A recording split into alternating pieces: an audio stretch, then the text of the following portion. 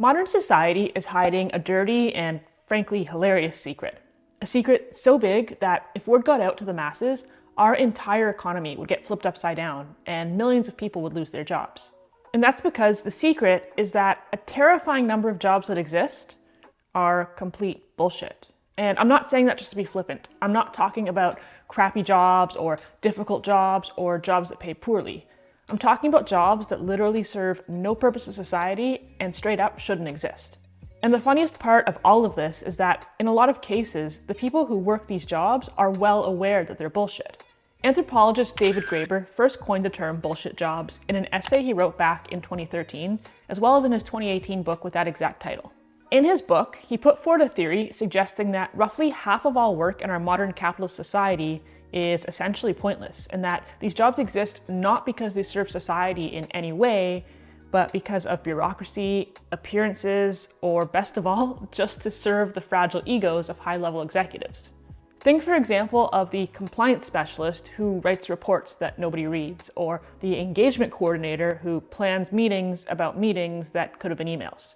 Or what about branding consultants who charge companies 6 figures to tell them that their logo should be blue instead of green or whatever?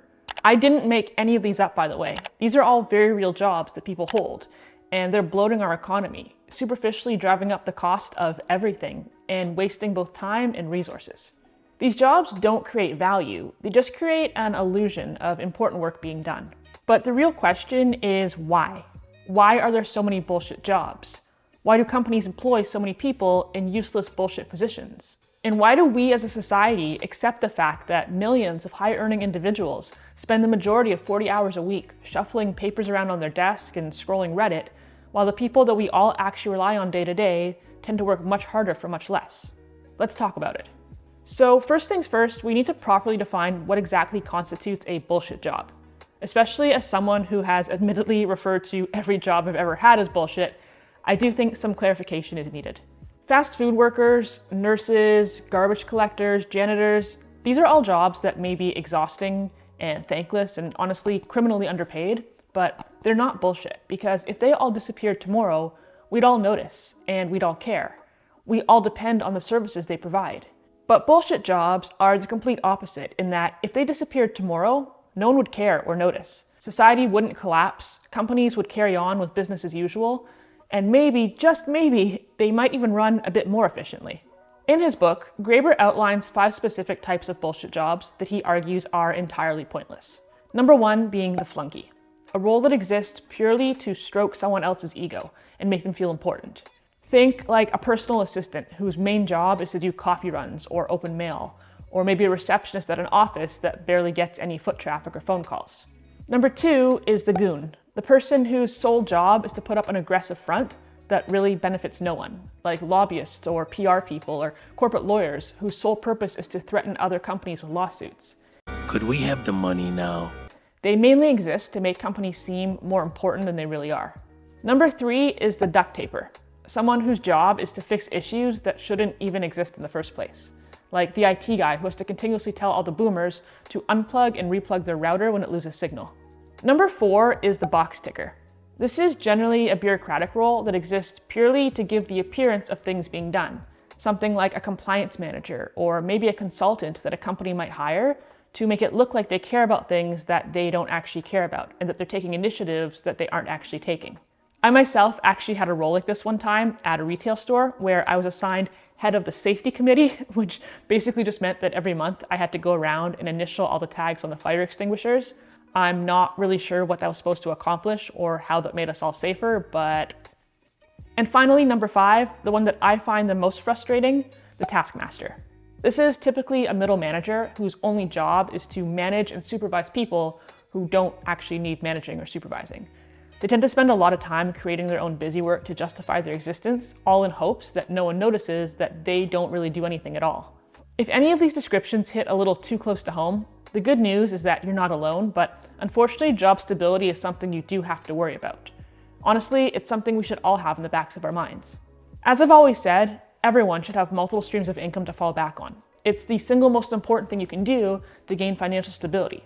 But if you're like me and you don't want to spend every moment of your life working, The cheat code is to start a scalable business so that your income isn't directly tied to how many hours you're working.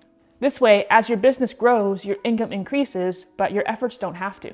Today's sponsor, Printful, makes it easy for anyone to start their own brand and build a scalable business from home, no matter where in the world you live.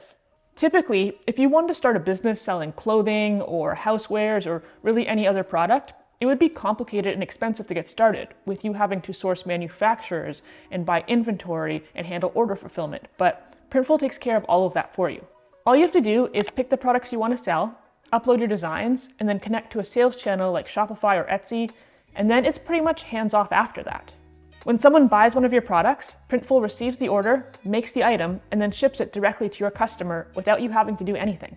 The items are made to order, so there's no waste, and you don't pay for anything until it sells, so there's zero risk on your end. You just focus on marketing. Best of all is that because they partner with fulfillment centers all across the globe, your customers will never incur any duties or tariffs on their orders, and they're supporting a local business when they place an order.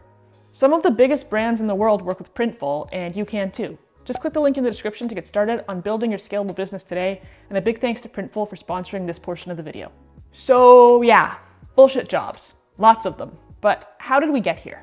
Prior to the Industrial Revolution, most jobs were tangible. They required you to physically make or fix or do something. Farmers grew food, miners dug for coal and minerals, tailors made clothes, you get the point. It was manual labor. Then industrialization began, and with it came factory work. But this generally still meant that you were making things, just at a different scale. Maybe you worked on an assembly line making tools or car parts or furniture. Still, you could easily describe your job to anyone who asked. But in the last several decades, we've started to see a shift with massive corporations taking over everything, to be honest. And with that came an influx of white-collar jobs and bureaucracy. Because the larger a company is, and the more people they employ, the more people they need to manage those people. And then they need people to manage the people who manage people, and people to manage those people, and so on and so on. Eventually, by the early 2000s, we'd gotten to a point where a large portion of the population was not producing anything tangible or valuable. They were just making PowerPoints and writing reports. And it's particularly ironic when you consider that one of the main goals of capitalism is supposedly to maximize efficiency and optimize for profitability. Yet somehow, millions of people now spend their days getting paid to delete emails they never read. But that doesn't really sound so bad, does it? Getting paid, potentially quite well, to sit in a cubicle and doom scroll for 7 hours a day? Well, if you currently work a physically exhausting job, and especially if you're getting paid much less than that, it probably does sound like a golden ticket. But as someone who's been on both sides, I can vouch for the fact that while they both suck, it's a special kind of torture to be made to sit still in a chair all day long and do virtually nothing. You can physically feel your brain melting into goo. I used to say that I felt like I was getting stupider with every minute that I sat there, and in my case, I wasn't even being paid well.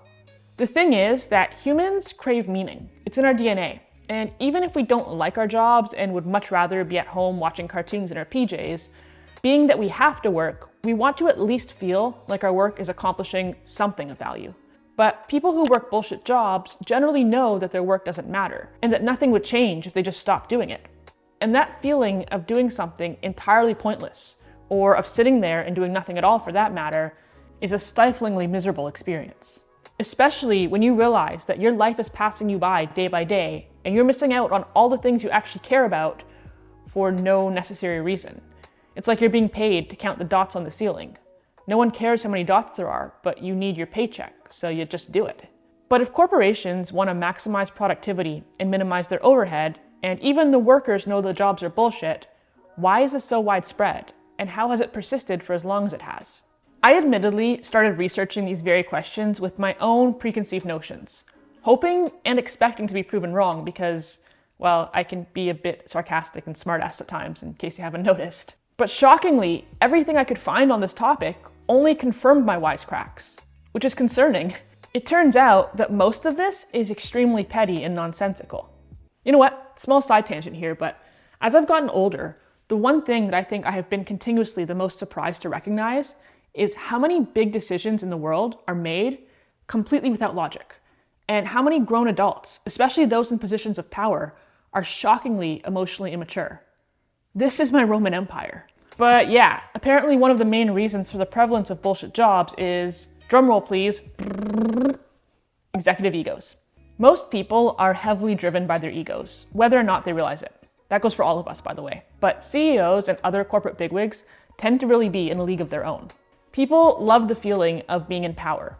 And what better way to measure that power than by the number of desk monkeys under you?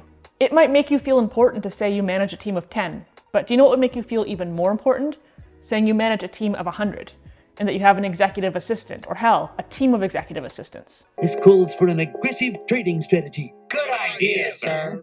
And because realistically, no one can properly manage 100 employees on their own, you now have to bring in a bunch of mid-level managers underneath you to share the workload. Then, there's this weird moral Puritan culture thing that exists around the idea of work being inherently virtuous. And talk about bullshit.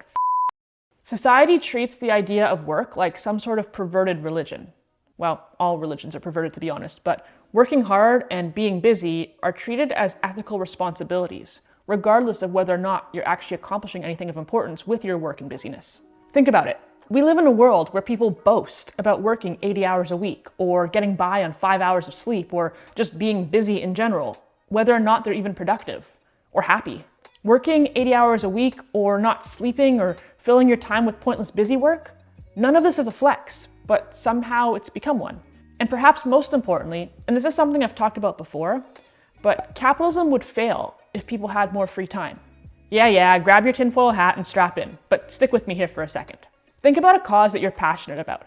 It could be literally anything: human rights, animal rights, environmentalism, a certain political movement, anything big or small.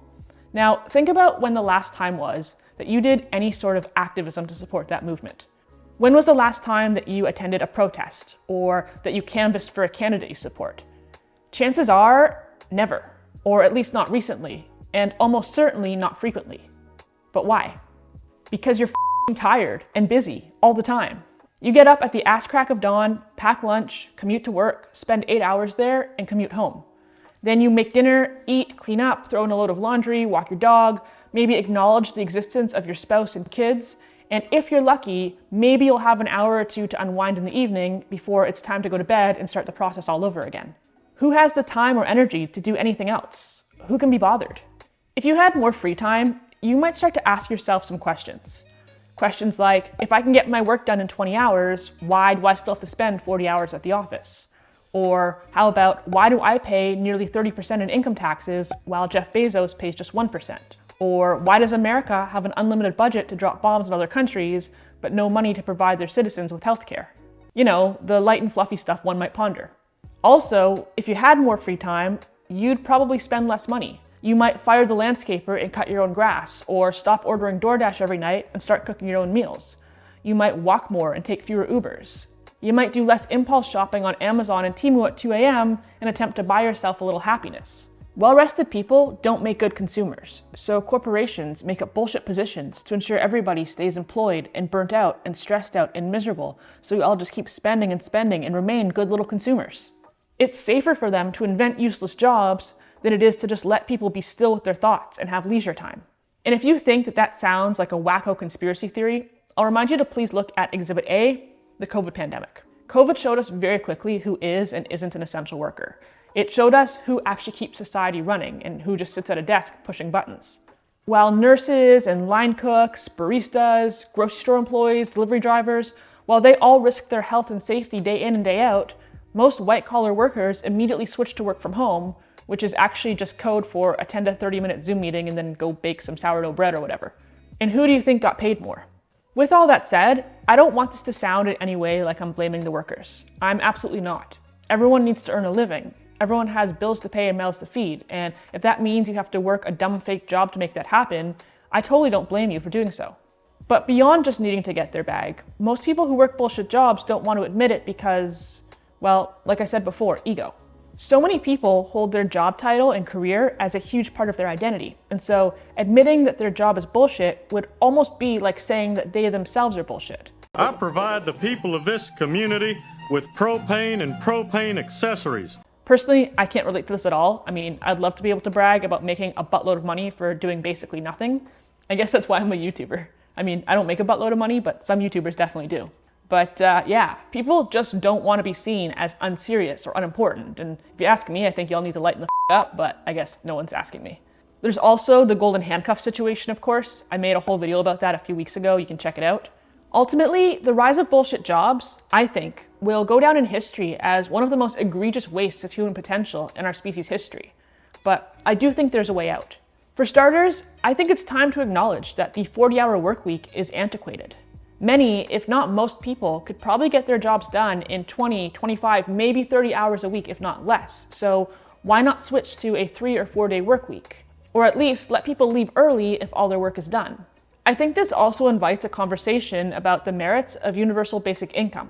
Especially as AI continues to take over more and more tasks, jobs will become increasingly obsolete, and more people will find themselves in bullshit positions, wasting their lives doing nothing of substance, simply because there isn't enough work to go around.